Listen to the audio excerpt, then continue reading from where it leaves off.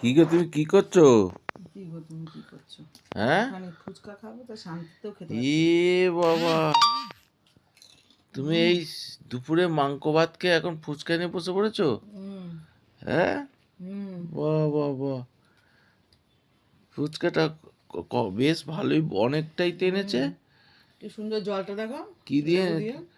হ্যাঁ, আমি একটা জিনিস দেখতে পেয়েছি, ওটা যদি খাই তো কেমন লাগবে।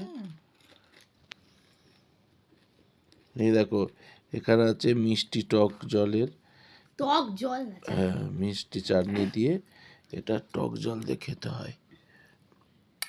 এরকম এই যে টক জল দিয়ে খেতে হয়।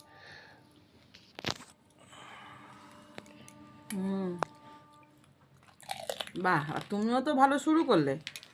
আমার জন্য রেখো কিন্তু, আমি বেশি করে এনেছি।